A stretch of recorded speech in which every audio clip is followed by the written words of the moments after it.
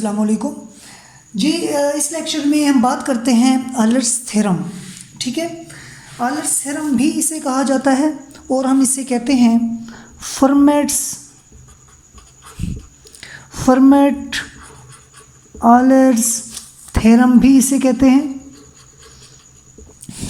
ठीक है, format Euler's theorem भी इसे कहते हैं और उसके बाद हम इसको कहते हैं ऑयलर्स-टोशेंट थ्योरम।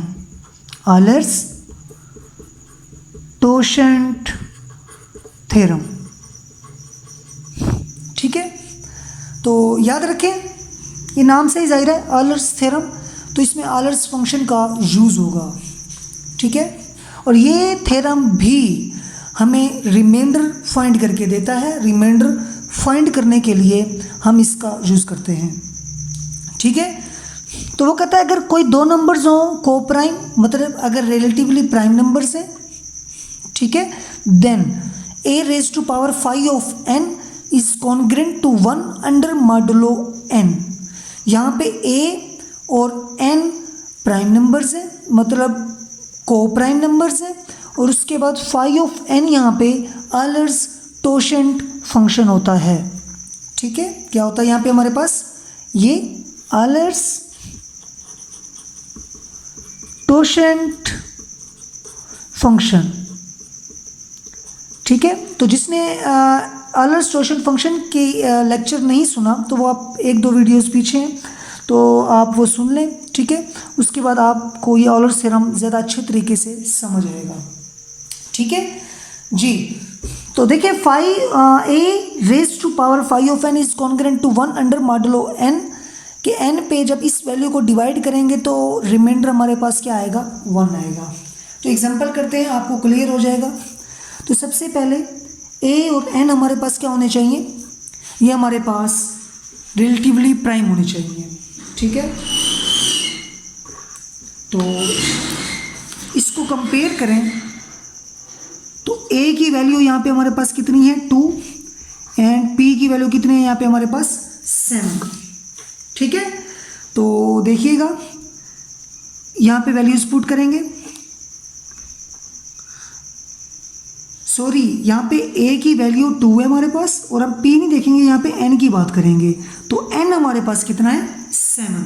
ठीक है जी, वैल्यूज पुट करें 2 raise to power 5 of 7 is congruent to 1 under modulo 7।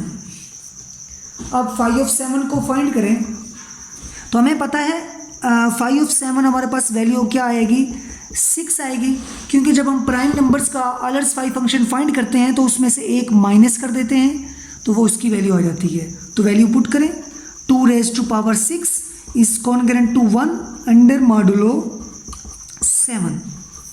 लेकिन अभी हम आंसर तक नहीं पहुंचे, अभी तो हम यहाँ तक पहुंचे हैं 2 रेज टू पावर 6 पावर तक, लेकिन हमने कहाँ तक जाना है 52 तक। तो 52 को 6 पे डिवाइड करें जी, तो नीचे हमारे पास क्या बचेगा 4। तो 2 रेज टू पावर 52 को हम लिखेंगे 2 raise to power 6 multiply 8 plus remainder. इसको लिख सकते हैं 2 raise to power 6 power 8 2 raise to power 4 is congruent to, ये देखें 2 रेज टू पावर 6 हमने 6 पावर में इसलिए लिखा क्योंकि 2 रेज टू पावर 6 के लिए रिमाइंडर क्या आएगा 1, तो इसलिए यहाँ पे आ जाएगा 1 और यहाँ पे बचेगा 2 raise to power 4 under modulo 7। ठीक है, तो अब देखें 2 raise to power 52 is congruent to क्या आ गया हमारे पास 16, 2 रेज टू पावर 4 16 होता है अंडर मॉडुलो 7। लेकिन अभी भी हमारे पास रिमाइंडर नहीं आया, क्यों, क्योंकि 7 से हमेशा छोटा नंबर ही रिमाइंडर होगा इस डिवाइजर से। तो 16 को मज़ीद 7 पे डिवाइड करेंगे जी, तो 7 2 14, तो क्या बचेगा रिमाइंडर हमारे पास जी, बिल्कुल ठीक 2 raise to power 52 is congruent to 2 modulo 7। ठीक है, तो 2 is the remainder when 2 raised to power 52 is divided by 7। ठीक है, उम्मीद है आपको ये एग्जांपल समझ आई होगी। ठीक है, तो एक और एग्जांपल करते हैं ताकि आपको मज़ीद समझ आए जी। तो देखिएगा, ये हमारे पास है Euler's theorem, a raised to power 5 of n is congruent to 1 under modulo n, और ये a और n यहाँ पे क्या होते हैं, रिलेटिवली प्राइम। ठीक है, तो एक क्वेश्चन करते हैं जिसमें 7 रेज टू पावर 23 डिवाइड हो रहा है 8 पे, और आपने रिमाइंडर फाइंड करना है। ठीक है जी, तो a की वैल्यू यहाँ पे कितनी है 7, और n की वैल्यू कितनी है यहाँ पे 8। वैल्यूज पुट कर दें। 7 5 of 8 is congruent to 1 under modulo 8। तो सबसे पहले 5 of 8 फाइंड करें। तो 5 of 8 क्या आएगा हमारे पास, 8 into 1 minus 1/2, तो ये में आ जाएगा हमारे पास 4। 5 of 8 कितना आ जाएगा हमारे पास 4। अब हम वैल्यूज पुट करते हैं। 7 raised to power 4 is congruent to 1 under modulo 8। ये हमारे पास रिमाइंडर तो 1 आ चुका है, लेकिन ये 7 raised to power 4 के लिए है, लेकिन हमने कहाँ तक जाना है 23। तो 4 के मल्टीपल में लिखने, तो 23 को अगर हम डिवाइड करें 4 पे, 4 5 या 20, तो नीचे क्या बचेगा 3।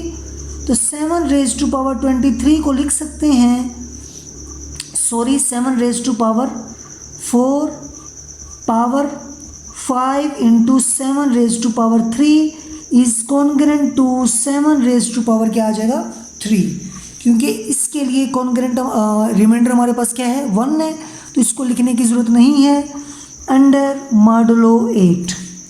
तो ये 7 raised to power 23 is congruent to 7 raised to power 3 कितना होता है